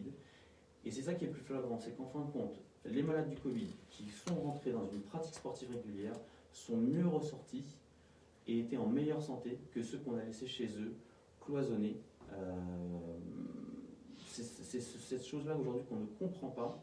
Parce qu'en C'est gros, vous dites, là où vous dites qu'il y a 2 poids, 2 mesures, et du coup, nous, en fait, vous dites on ne nous connaît pas. On ne nous connaît pas. On ne connaît pas votre modèle économique. C'est ça que vous dites. Au plus haut niveau de l'État, ils ont découvert votre modèle économique. Ils ont découvert déjà des pratiques sportives et ils ont découvert notre modèle économique. Et du coup, pourquoi manifestez-vous demain alors? Parce que les annonces qui ont été faites semaine dernière, même si on s'attendait à des refermetures encore successives, et on pense qu'encore on va être repoussé en février prochain. Si on avait des aides économiques qui étaient suffisantes et qui nous permettaient de tenir, là-dessus, peut-être qu'on n'aurait pas cette colère. Mais la colère aujourd'hui grogne, parce qu'un grand nombre d'entrepreneurs ne sont pas accompagnés. Comme je dis, le chômage partiel c'est bien, mais le chômage partiel ne touche plus les salariés. Un dirigeant d'entreprise aujourd'hui qui vivait de son entreprise ne peut plus en vivre s'il ne peut plus verser de salaire. Et le reste à charge pour nos modèles économiques est encore bien plus important que le fonds de solidarité quand on en est éligible. Donc la question est de se dire aujourd'hui, est-ce qu'on continue à laisser mourir ces commerces-là? Est-ce qu'on continue à laisser mourir le sport qui doit être un allié à la santé? Donc je pense que ben, ça tombe bien puisque Guillaume Le Floch, nous avons David Corsiero à nos côtés, député du Val d'Oise. Donc David Corsiero, vous avez entendu donc les propositions de Guillaume Le Floch. Est-ce que c'est normal que toutes ces entreprises ne soient pas éligibles comme les autres en fait? Alors déjà, honnêtement, je voudrais vous dire que très très beau discours, bien argumenté. Et honnêtement, je suis d'accord avec vous sur ce que vous venez de dire, quasiment à 80%. J'en retiens que, au moins, on a quelqu'un qui sait mettre en avant le fait que le chômage partiel a été utile et que ça a sauvé beaucoup dans le poids. Je suis navré, je vais vous le dire avec mes mots, je suis navré qu'à Bercy, on ne vous connaisse pas. Vraiment, je suis navré. Je découvre là aujourd'hui la problématique. Demain, je serai à l'Assemblée, donc demain, je vais venir, je vous le dis. Alors, on a Patrick Vignal, le député de l'Hérault, qui va en tout cas qui a créé une délégation de 5 députés, et en tout cas, je vous invite à venir nous voir. Ah ben, je vais venir, je vous le dis. Parce qu'on va laisser la parole en public. On a prévu un espace avec un grand nombre d'intervenants. Il y aura des médecins, il y aura des sportifs de haut niveau, on aura aussi des dirigeants d'entreprise qui vont intervenir sur scène. Et on aura un temps de parole pour les députés, justement parce qu'on veut créer cette interaction-là. Et justement, on a plusieurs députés, donc Patrick Vignal qui nous soutient parce qu'il est chef d'entreprise dans le domaine du sport, et donc il est député. Donc lui est sensible et nous a permis justement de nous faire entendre. Oui, il connaît bien puisqu'il est lui-même, il exerce dans le sport. Et donc on a M. Roussel qui est à la commission du sport aussi, qui doit normalement venir à notre rencontre. Mais on attend aujourd'hui, si on est obligé d'en arriver à manifester à l'Assemblée nationale, c'est pour clairement exprimer un certain désarroi. On a du mal à comprendre comment des entreprises comme les vôtres passent dans les trous de la raquette, parce que pourtant, petit à petit, le gouvernement a quand même mis en place des aides aux chefs d'entreprise selon les secteurs. Alors les derniers, c'était les indépendants. Est-ce qu'il y en a qui sont indépendants chez vous aussi, dans vos métiers? Alors, Guillaume Le Floch? Oui, il y a des indépendants. La seule chose, c'est que sur le premier confinement, le fonds de solidarité, c'était 1 500 €. Et pour ça, il fallait rentrer dans certains critères, ne pas dépasser déjà un certain taille d'entreprise. Il faut savoir que le sport s'est restructuré depuis quelques années. Rapidement, vous aviez des groupements détenus par une holding, vous aviez un dirigeant qui détenait 6, 7, 8 établissements, et du coup qui automatiquement sortait du cadre. Aujourd'hui, le fonds de solidarité a été élevé un peu plus haut, mais vous avez des entreprises qui sont formées d'une certaine manière, parce qu'ils sont accompagnés par des fonds d'investissement dans le cadre de leur développement, qui ne rentrent pas du tout dans le fonds de solidarité, qui vont être éligibles justement à partir du mois de décembre, mais ça veut dire qu'en gros, de mars jusqu'à novembre, n'ont pas touché 1 €, vont toucher à partir du mois de décembre, entre guillemets, le plafond maximum qui sera 200 000 €, c'est-à-dire 20% d'1 million d'euros de chiffre d'affaires. Mais pour certaines entreprises, je vais donner par exemple le nom d'une marque, Néonès, aujourd'hui c'est 40 clubs en France. La dirigeante aujourd'hui supporte un peu plus d'1 million d'euros de loyer sur ces 40 clubs. Elle est structurée d'une manière où ces 40 clubs sont sur quasiment le même numéro de sirène parce qu'elle a X établissements sur la même entreprise. Et c'est aujourd'hui aussi les fonds d'investissement, quand ils ont accompagné ce type de groupement, il y en a plein d'autres, je pourrais vous citer tout un tas de marques dans ce cas de figure-là, sont structurés d'une manière où aujourd'hui, malheureusement, ils passent à travers ces aides-là. Et c'est une difficulté qu'on a beau remonter à Bercy, malheureusement, ouais, mais on n'avait pas étudié ça. Et puis c'est compliqué pour du coup vous accompagner là-dessus. Donc il y a des choses qui sont en train d'être faites, il y a des choses qui sont en train d'être discutées parce que il y a cette contrainte aussi au niveau de Bruxelles où les aides aussi sont plafonnées. Donc le plafond aujourd'hui était de 800 000 € mensuels par entreprise. On leur a dit entre 200 et 800, il y a quand même, c'est un peu le grand écart. Donc essayez de voir comment les choses peuvent se faire. Mais aujourd'hui, on n'a aucune visibilité Pas de claire réponse, sur ce donc. qui sera fait. Merci Guillaume Le Floch d'être intervenu et d'avoir interpellé sur ce sujet. David Corsiero, vous voulez lui répondre? Je vais répondre quand même qu'il y a un élément. Quand le plan de relance a été mis en place, vous avez soulevé le point de détail qui est revenu régulièrement. Tout a été fait sur la base d'un numéro de tirette. Et c'est ça la vraie problématique pour vous en tout cas. Parce que vous avez beaucoup d'établissements avec le même numéro. Et ça, c'est une problématique que nous avons déjà rencontrée dans un autre domaine et qui a été réglée avec les indépendants. Donc c'est pour ça que j'entends, je suis navré que vous ne soyez pas dans la catégorie des essentiels, et je pense que non essentiel c'est très moche, et que bon voilà, ça c'est pas dans mon discours en tout cas, parce que pour moi le sport c'est essentiel.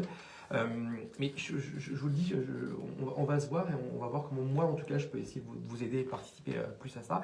Par contre, vous avez soulevé un autre point tout à l'heure pour tout ce qui est la partie spectacle, et on va y répondre.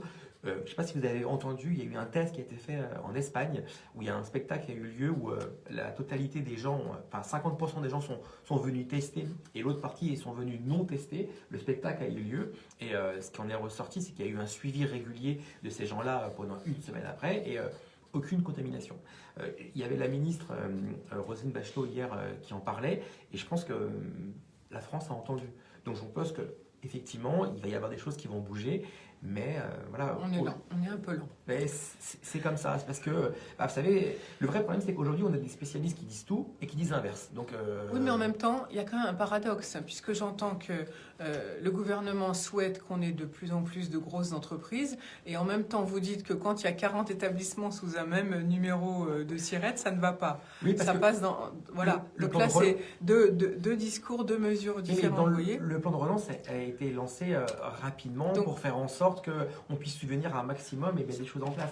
Et effectivement, il y a des petits buzz, et je pense Il y a que... des petits bugs, oui, c'est Oui, sûr. et puis, Non, mais bon, quand même, on peut quand même reconnaître qu'en France, on a eu quand même beaucoup d'aides du gouvernement, et là, Je peux on vous est dire- bien content. Enfin, je pense que les entreprises sont bien contentes. je peux même vous dire qu'on est le seul pays européen à avoir autant soutenu l'économie. Et ça, tous les chiffres le prouvent. Si ce n'est que toujours cette dichotomie, comme je le disais, les grosses entreprises, les plus petites, et à chaque fois, ça c'est bien la France, il y a toujours quelque chose qui ne va pas. Allez, on va avancer dans notre débat du jour parce il nous reste plus que 15 minutes d'antenne. Guillaume Le Floch, quand même, vous êtes conseiller municipal à Épinay-sur-Seine. Quel est le retour, puisque vous êtes délégué au commerce et à l'entrepreneuriat, 2 minutes, quel est le retour, on peut dire, des entrepreneurs d'Épinay-sur-Seine? Alors, majoritairement, c'est des petits commerces qui sont sur Épinay. Pour la plupart, ont réussi à passer cette crise. La plupart, en fait, ont été fermés mars-avril, ont pu réouvrir donc dès le 11 mai. On reconnu une fermeture dernièrement donc, sur le mois de novembre. La seule chose, c'est que voilà, il y a quand même des difficultés pour lesquelles la mairie a souhaité mettre en place différentes actions. Entre autres, là dernièrement, c'est une ouverture possible les dimanches qui permettra de couvrir justement le manque qu'il y a eu durant ces mois de fermeture.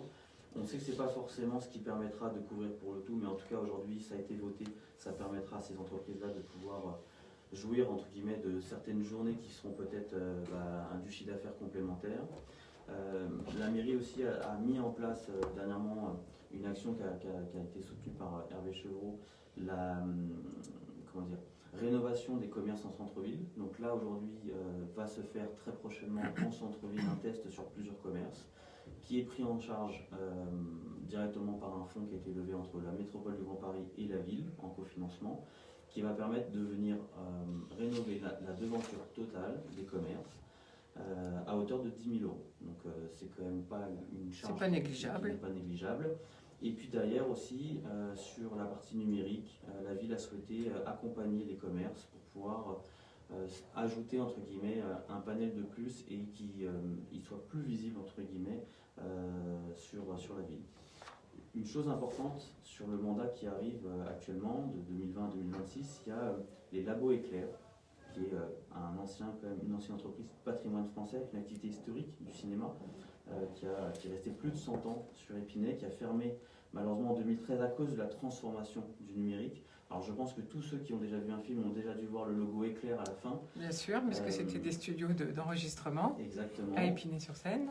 Le maire a souhaité en 2018 préempter, et donc il y a eu un achat de ces locaux qui sont quand même une parcelle sur 4,4 hectares, donc en gros 44 000 mètres carrés, avec un certain patrimoine qui veut être conservé. Le choix de ne pas urbaniser, justement, il y a eu énormément de promoteurs qui sont venus taper à la porte de la ville pour pouvoir construire du logement, et le but est de faire un tiers-lieu culturel et artistique, ouvert et connecté sur le centre-ville, et la volonté est d'avoir de l'activité liée à l'ESS, donc l'économie sociale et solidaire, et artistique. Et donc, ça, c'est un appel à projet que vous faites aujourd'hui, finalement? Alors non, il y a déjà aujourd'hui des cabinets qui sont en pleine étude. Si vous passez devant d'ailleurs les locaux, vous allez voir qu'il y a des grandes bâches avec plein de slogans.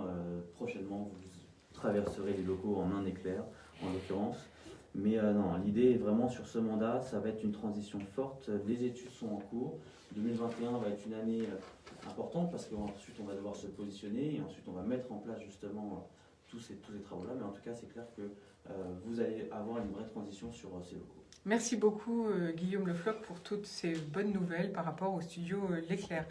L'Éclair, oui c'est ça. David Corsiero. Je vais juste rebondir sur le fait où ça rejoint exactement ce que je vous ai dit quand on s'est vu la première fois. Vous avez l'accompagnement de l'État et vous avez l'accompagnement local qui est important. Et quand les deux fonctionnent, on a un commerce de proximité qui tient et qui arrive à survivre. Voilà, ça c'est important de le dire parce que je pense que tous les acteurs économiques, les élus locaux ont aussi leur part de responsabilité et leur rôle à jouer. Merci beaucoup David Corsiero. Je rappelle que vous êtes député en Val d'Oise. François-Xavier Combes, alors vous êtes un jeune start-upper puisque vous avez lancé votre activité en 2019. Donc vous êtes en plein dans le domaine de l'assurance qu'on a un peu décrié en 2020 à cause notamment du fait qu'il y avait moins de véhicules qui circulaient et que les primes n'ont pas baissé. Vous, c'est pas du tout sur ces sujets-là. Qu'est-ce que vous proposez en fait? Quel est votre modèle économique? Alors, nous précisément, chez EasyBlue, on est parti du grand constat que les entrepreneurs, les chefs d'entreprise, dirigeants d'entreprise se sentent mal assurés. Donc en fait, c'est un constat, il y a 78% des entrepreneurs français qui se disent mal assurés. Donc c'est énorme, c'est-à-dire qu'il y a un problème. En analysant le problème, on s'est rendu compte que, en réalité, les entrepreneurs ne connaissent pas bien leurs risques. Or, l'assurance, c'est ni plus ni moins que d'externaliser un risque qu'on ne peut pas supporter soi-même.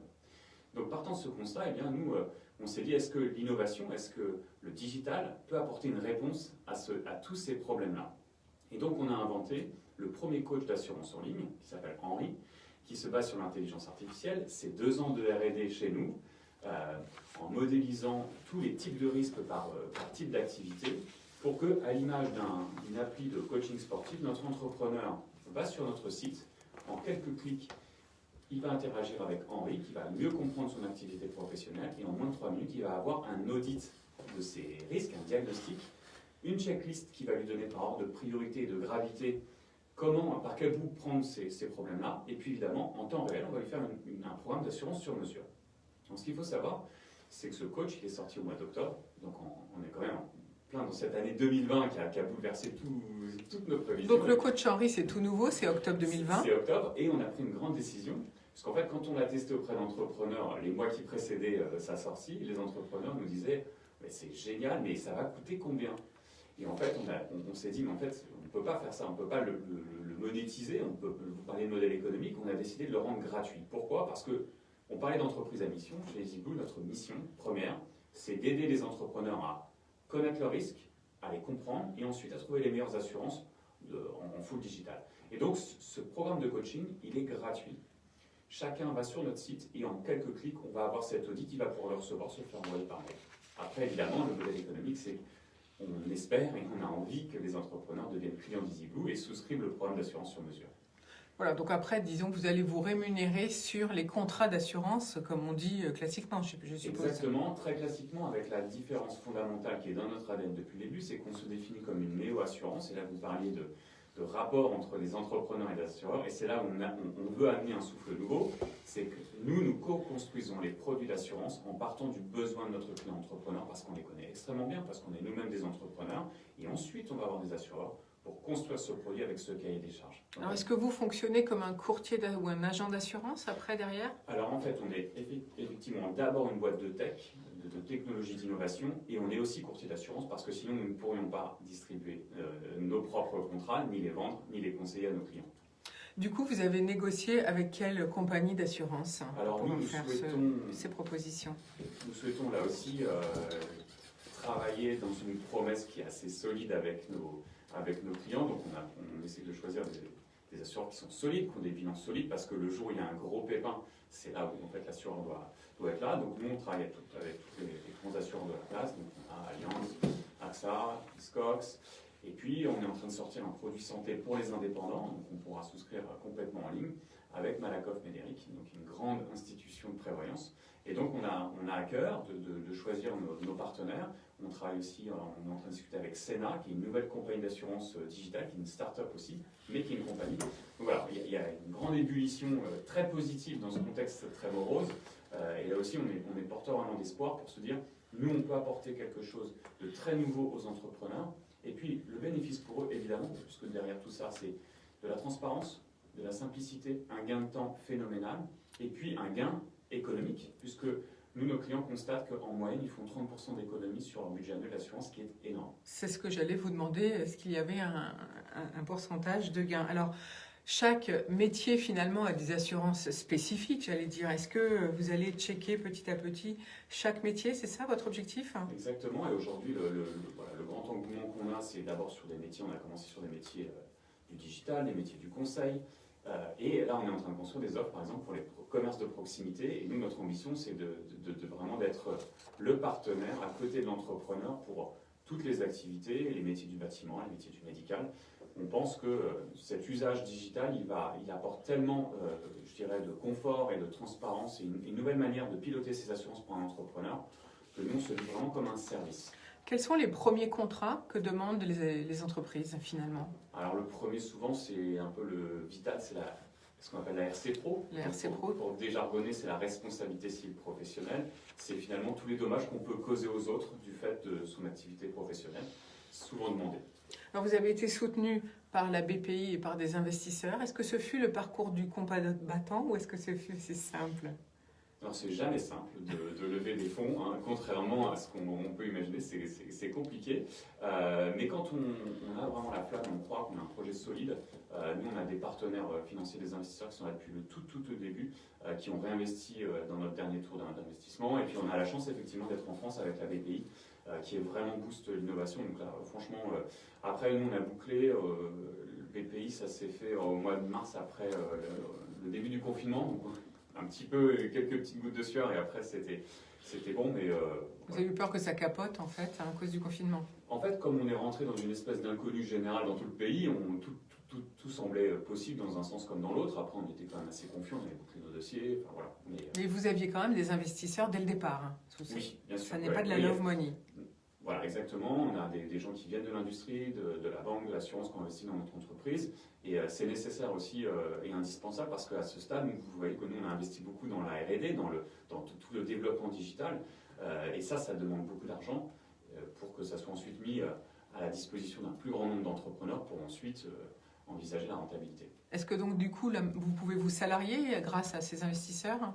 Oui, en fait, nous, on a surtout eu à cœur de salarier nos propres équipes.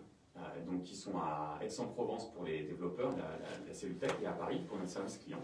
Et là aussi, c'est quelque chose qu'on veut, c'est avoir un service client vraiment qui soit, comme je disais tout à l'heure, humain et en proximité avec les entreprises. Grâce au coach Henry, ça s'écrit H-E-N-R-Y. Alors, vous avez des offres à pourvoir, quelles sont-ils?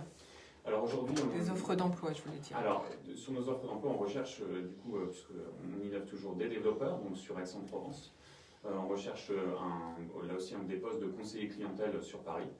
Et puis un poste de responsable des partenariats, parce qu'aujourd'hui, dans tout cet écosystème des entreprises, on veut être au plus près de l'entrepreneur. Et notre mode de fonctionnement, c'est de nouer des partenariats avec des acteurs de la comptabilité, de la banque. Et on a besoin de bras pour continuer à se développer. Bien sûr. Voilà, on a bien entendu. Pour vous joindre pour ces offres d'emploi, on fait comment? Alors, on va sur le site de Welcome to the Jungle et on tape EasyBlue et on retrouve toutes les offres et descriptions de ces offres. Voilà, donc vous avez entendu une nouvelle offre en assurance grâce au coach Henry, grâce à EasyBlue, qui ensuite vous permet d'économiser environ, vous dites, 30% des primes classiques. C'est bien ça, François? Il y a cette économie et puis il y a le temps. Je vais vous donner l'exemple d'une cliente qui est venue chez nous. Elle a fait son parcours de coaching sur son téléphone un dimanche matin à 7h30. Elle a souscrit 4 contrats 10 minutes après, elle a assuré complètement son entreprise, son local, sa RC, Cyber Assurance et protection juridique, un dimanche matin. Et donc ça, c'est aussi un gain pour les entrepreneurs. Et C'est vrai. Tout, c'est génial. C'est vrai que beaucoup de petits entrepreneurs font tout l'administratif le week-end, ça c'est à souligner. Guillaume Le Floch, du coup, vous êtes un petit peu dans la panade, mais malgré tout, vous avez des offres d'emploi, vous aussi, à pourvoir. Une pour vous, c'est bien ça, vous recherchez un responsable de centre de remise en forme? Oui, sur un de nos centres dans le Val d'Oise, en l'occurrence au Plessis-Bouchard, on cherche un responsable d'établissement. Et puis sur l'association que je préside dans le 93, donc Réseau Entreprendre qui a été créé par la famille Muez dans les années 80, qui a comme slogan pour créer des emplois, créons des employeurs. Et donc du coup, moi qui suis un ancien lauréat qui m'a permis de créer mes premières boîtes d'ailleurs avec Réseau Entreprendre, je suis devenu le président en 2018 du 93, et on charge un chargé de mission justement pour aller étudier les dossiers justement que l'on reçoit afin d'accompagner des futurs créateurs ou représentants d'entreprise. Alors du coup, pour ces 2 offres d'emploi, Guillaume Le Floch, comment fait-on pour y répondre? Sur l'établissement en Val d'Oise, qui est un Magic Form pour l'enseigne commerciale, tout simplement soit par mail, qui est peut-être le plus simple, à magicform, tout accroché sans E à forme, .lpb, les diminutifs de leplessibouchard@gmail.com. Et pour l'offre d'emploi sur l'association Réseau Entreprendre, c'est 93 réseau au singulier -du6 entreprendre.org. Voilà, si vous n'avez pas réussi à tout noter, c'est pas grave, vous pourrez réécouter cette émission sur Facebook ou sur notre plateforme barredeleconomie.fr ou sur YouTube dès cet après-midi. Je vais tout mettre très rapidement pendant l'heure du déjeuner. En tout cas, merci à vous 3 de votre présence aujourd'hui à l'antenne. Tout de même, Guillaume, on est de tout cœur avec vous dans ces moments difficiles, bien sûr, où c'est plus difficile pour beaucoup de toute façon d'entrepreneurs. Quand même un espoir pour vous de réouvrir dans combien de temps? Qu'est-ce qu'il vous faudrait? Alors nous, on espère réouvrir demain, même si on sait que c'est utopique. Et puis surtout, là, je reviens juste sur une petite chose qu'on a dit tout à l'heure. Nous, on fait quand même du Made in France, c'est-à-dire qu'on a des locaux français, on travaille avec des salariés français. Donc le Made in France, chez nous, sur les salles de sport, c'est 100% français. Donc j'espère qu'on sera soutenu prochainement par le gouvernement et qu'il nous laissera travailler correctement. Bon, profitons-en, rappelons vos enseignes, puisqu'elles sont Made in France. Comment s'appellent-elles? Alors, en l'occurrence, j'ai une brasserie au Plessis-Bouchard qui s'appelle Assieds-toi. C'est un jeu de mots avec l'assiette et s'asseoir. J'ai 3 centres de remise en forme sous l'enseigne Magic Form, donc dans le 78 à Houille, dans le 95 au Plessis-Bouchard et à Épinay dans le 93. Et je gère aussi un centre de sport, donc un centre de loisirs de foot à 5, indoor et outdoor, qui est à Épinay-sur-Seine. Effectivement, ça fait beaucoup d'entreprises en ce moment qui est dans la panade. François-Xavier Combe, juste quelques secondes pour terminer. Vos besoins pour aller plus vite? On a mieux. besoin de plein de Des clients, de plein d'entrepreneurs qui Voilà. viennent nous voir et qui viennent faire au moins le coaching pour que nous, voilà. Déjà, rien que de faire un petit test pour voir, hein, ça C'est n'engage à gratuit, rien. Ça dure 3 minutes, faites-le quoi. Et voilà, easyblue.io. Voilà, easyblue.io, vous savez tout. Merci David Corsiero, beaucoup de travail sur la planche, vous avez entendu aujourd'hui. En tout cas, on vous remercie d'être avec nous à nos côtés dès qu'il le faut. Et puis, je vous souhaite à tous une très bonne journée. Prenez soin de vous et portez bien vos masques. À demain, bien sûr. Et cette fois, demain, ça n'est pas moi, ce sera le retour de Jacqueline Voraz. Ciao, ciao, bonne journée.